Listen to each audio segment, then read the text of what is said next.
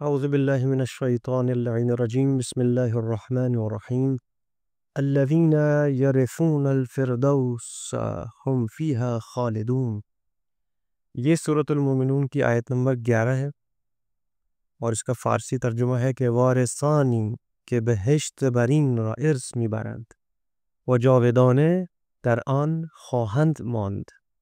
English translation ہے کہ who shall inherit paradise and will remain in it forever، اور کہ وہ لوگ ہیں کہ جو فردوس کے وارث بنیں گے اور اس میں ہمیشہ ہمیشہ رہنے والے ہیں۔ یہ مومنین کی صفات ہم بیان کر رہے ہیں سورۃ المومنون میں، اور یہ اس کا معنی تھا، اس کا ترجمہ۔ زبان فارسی کے اس کورس میں ہم دوبارہ آپ کو خوش آمدید کہتے ہیں۔ آج ہم درس 20 جو ہے وہ ڈسکس کریں گے، جس میں انواع اسم کی جو ہماری سیریز چل رہی ہے اس میں حصہ چہارم پہ بات کریں گے۔ ہم نے تھوڑا سا اس لیسن سے ڈیزائن تھوڑا سا چینج کیا ہے، تھوڑی سی ایک ڈائیورس لکس اور ویژولز کے لیے، کیونکہ ظاہر ہے وہ کبھی کبھی ایک ہی جیسا ڈیزائن چل رہا ہوتا ہے تو کچھ بوریت سی بھی ہو جاتی ہے، تو کوشش کی کہ تھوڑا سا ڈیزائن چینج کریں اور تھوڑا سا جو ویژول ایستھیٹکس ہیں اس کو استعمال کریں۔ تو آج جو ہمارے جو گولز ہیں، اہداف ہیں ہمارے درس کے، اس میں کیا ہے کہ در پایان این درس، اس درس کے آخر تک آپ کیا ہو جائے گا، آپ کو شما قادر خواہد بود، آپ اس قابل ہو جائیں گے کہ نمبر 1 اسم و اتباع رب شناسی، یعنی اسم اور اتباع کو پہچان سکیں گے، اسم اور اتباع کیا ہوتا ہے۔ نمبر 2 مصدر کو پہچان سکیں گے، وہ روش ساخت آن را یاد بگیرید، مصدر اور اسے بنانے کا طریقہ سیکھیں گے، ایکسکیوز می۔ اور نمبر 3 اس میں مصدر، یعنی کہ اس میں مصدر وہ انواع آن را تشخیص دہید، اس میں مصدر اور اس کی اقسام میں فرق کر سکیں گے۔ اور پھر نمبر 4 یہ کہ ساختمان اسم، یعنی جو اسم کی جو کنسٹرکشن ہوتی ہے وہ کیا ہے، سادہ مشتق مرکب را درک کنید، اسم کی بناوٹ کو سمجھ سکیں گے۔ تو یہ ہمارے اہداف ہیں۔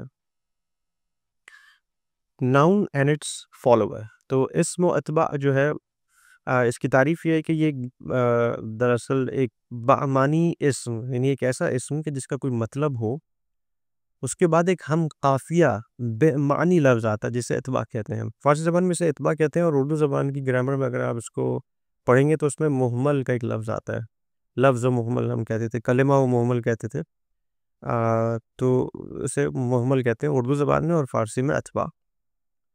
اس کا مقصد کیا ہوتا ہے؟ مقصد اس کا یہ ہوتا ہے کہ دراصل اس اسم کو جس کو ہم استعمال کر رہے ہیں اس پر زور دیتے ہوئے معنی کو وسعت دینا یا اسے اور عام بنا دینا۔ تو اردو میں جو اس کی مثالیں ہیں، مثلا پانی وانی ہم کہتے ہیں، یا چائے وائے، یا جیسے کام وام، اس طرح کے جو الفاظ ہوتے ہیں۔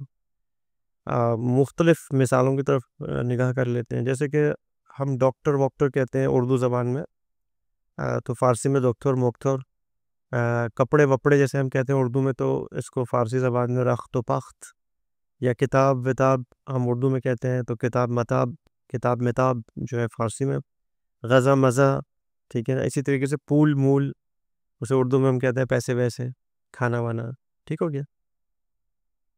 تو یہ کچھ مثالیں تھیں اس اتباع کی جو آپ کو ڈیفینیٹلی کلیئرٹی ہو گئی ہوگی کہ ہم کیا کہنا چاہ رہے ہیں۔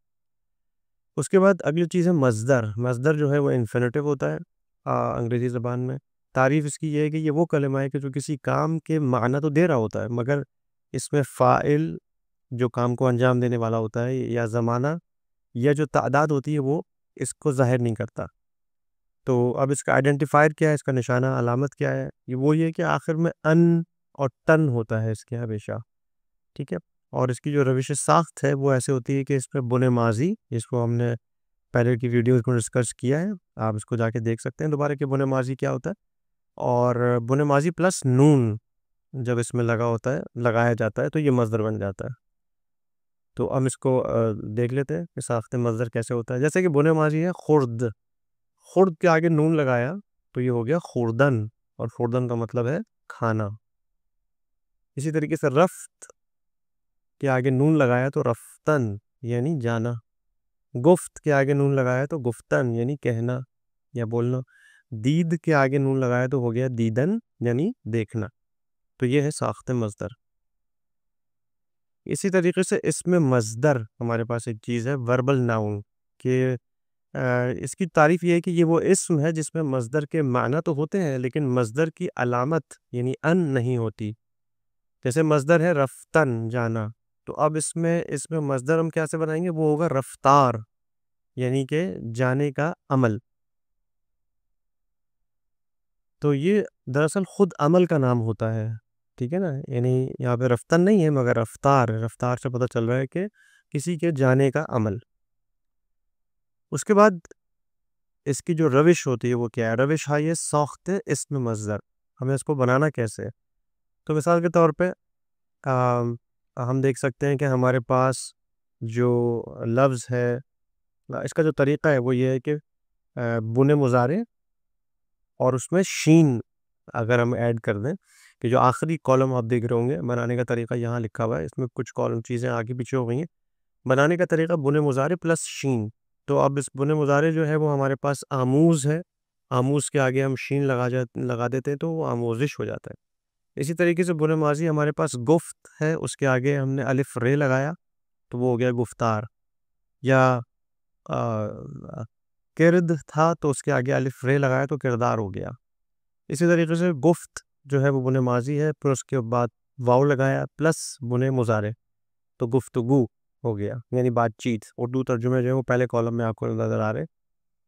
اور اسی طریقے سے اسم یا صفت کے بعد ہم چھوٹی یہ جب لگا دیں تو یہ بھی، جیسے خوب ہے ایک صفت، خوب یعنی اچھا، اس کے آگے چھوٹی یہ لگایا تو یہ ہو گیا خوبی.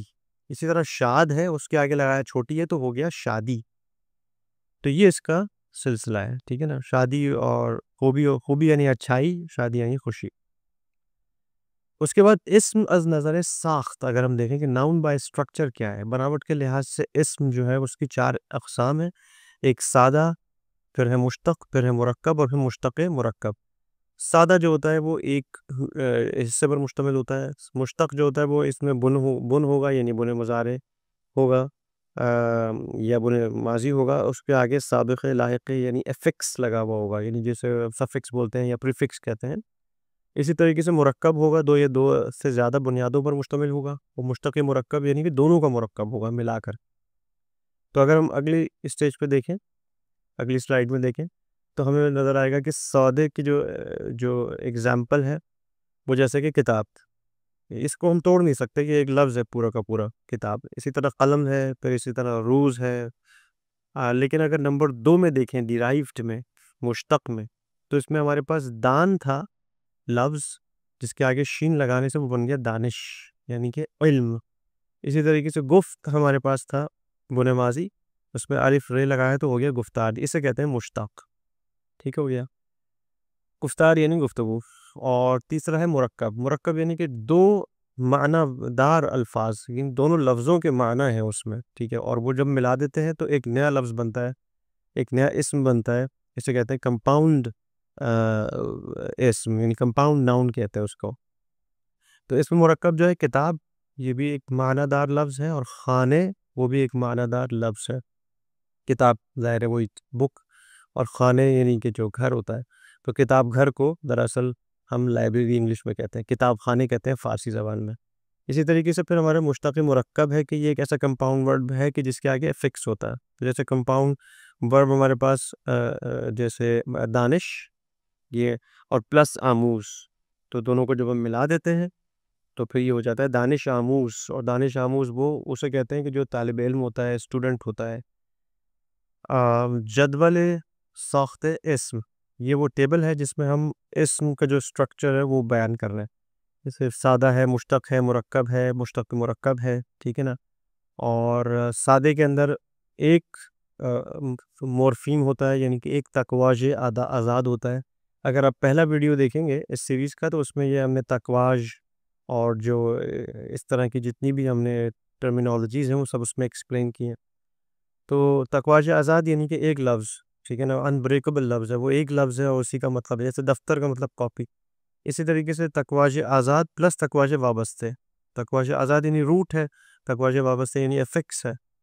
تو دانش دان تھا اور پھر شین لگایا تو دانش ہو گیا، ٹھیک ہے نا؟ اسی طریقے سے مرکب اور مشتق مرکب کی بھی ایکسپلینیشن سامنے دی ہوئی ہے۔ تو خلاصہ کلاً ہماری گفتگو آج یہ ہے کہ ہم نے آج کیا سیکھا، وہ یہ ہے کہ ہم نے اسم و اعتبار سیکھے، اور یہ کس لیے ہوتا ہے؟ یہ انفیزس کے لیے ہوتا ہے، کسی چیز کو زور دینے کے لیے، مزید بیان کرنے کے لیے۔ اور جیسے ہم کہتے ہیں کتاب بتاب لے آؤ، تو دراصل ہم کہنا یہ چاہ رہے ہیں کہ تو اپنی کتاب، کاپی، پینسل، ربڑ، شارپنر، جو کچھ بھی ہے وہ سب لے کر آؤ، ٹھیک ہے نا؟ یہ اس لیے ہوتا ہے۔ مصدر جو ہے وہ دراصل صرف یہ بتاتا ہے کہ جب آپ کوئی عمل ہوتا ہے تو اس کا جو انفینیٹیو اینڈنگ ہو رہی ہوتی ہے ان یا تن پہ، اس کو بیان کرتا ہے، جیسے کہ رفتن یہاں پہ لکھا ہوا ہے۔ اس میں مصدر جو ہے وہ نیم آف دی ایکشن ہے، یعنی کہ جیسے رفتار ہے، جانے کے عمل کے نام، جانے کے عمل کا نام۔ اور اسی طریقے سے ساخت اسم جو ہے وہ 4 اسٹرکچرز، اس کی بھی ہم نے ایکسپلینیشن آپ کو دی کہ سادہ، مشتق، مرکب اور مشتق مرکب۔ تو